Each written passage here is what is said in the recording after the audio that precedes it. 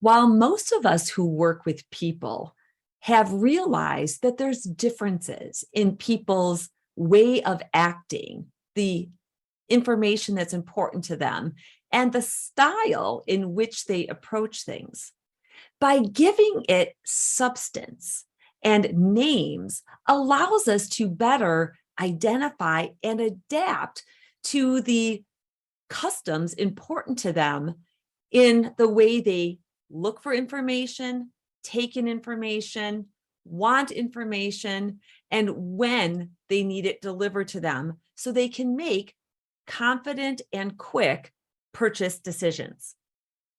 Welcome to episode 2 of this series on converting consistently with customs and connections. In this message, I'm going to introduce you to the tribal types model so that you can see how it anchors our ability to identify and adapt to work with and sell with people the way they need us to. And why is that important to you? Because that's how we get the quick and confident decisions. Now, many of you will have had experience with the Myers-Briggs type indicator, social styles, DISC, or many other personality assessments. And they're great. I'm even certified in several of them. They're great for long-term relationships at work and at home. But in sales or in customer service, we have a very short period of time to identify certain customs that are going to be important to them. Because if we don't, we're going to not build trust and we're going to stall the ability to lead them through the information exchange that needs to happen for them to make that decision. Another reason this is so important is because the variable that isn't accounted for in personality is buyer customs. When people are willing to talk with you, they put on their buyer hat. And whether they personally are very friendly and relationship oriented, or they're extremely analytical and do a lot of research, when they put on that buyer hat and they're in conversation with you, they may take on some customs that belong to buyers, which can include things like being more critical, holding back information, looking for reasons to not work with you. And those things get in the way of you being able to help them through their decision-making process.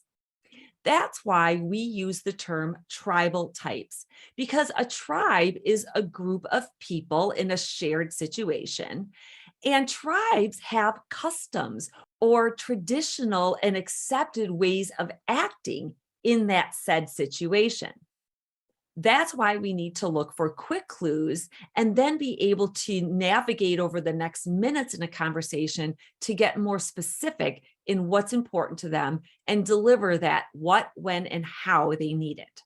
If you look at the screen, you'll notice that the visual of the tribal types model includes a lot of open space because people don't fit nicely into these. Instead, we're looking for these zip codes that get us into the area. And then again, we can get more specific as we move forward in that conversation and in that relationship. And what's important from this message is that where you should start every conversation and every interaction is in that purple zone in the middle. We call it the neutral zone. When we start conversations in a neutral zone, we are at a state of readiness and observation. We are being present so that we can look for what is it that they need from us now. Look for that pace, word choice, and level of personal connection that they seek and are giving at that moment. Then you'll be able to shift gears and steer that conversation in a way that makes sense for them. And how do you start in neutral? By being prepared and not preoccupied so that you're present. Then you're going to be the best guide you can. Now, the next 4 episodes, I'm going to introduce you to the 4 tribes that you see on the screen, and I'm going to give you the specific customs that are important to them, as well as strategies for being that guide through the information exchange that leads them to make that decision or commitment to action. Stay tuned